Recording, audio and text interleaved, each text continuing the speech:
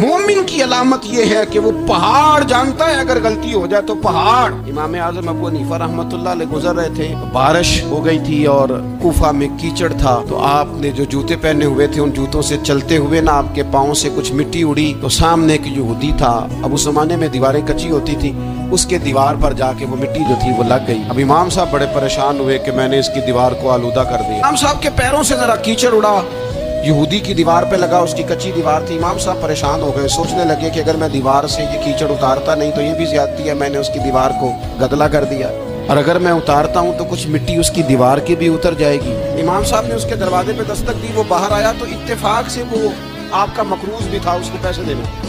बाहर निकलते ही कहने लगा, ओहो आप तो कर्ज लेने आ गए, मेरे पास तो अभी गुंजाइश नहीं अदा करने की। तो इमाम साहब कहने लगे, तू कर्ज छोड़, वो मैंने माफ किया, मेरे से गलती हो गई है, मैं आ रहा था, अब वो मेरे पैरों से जरा कीचड़ उड़ा है, तेरी दीवार पे लग गया, अब मैं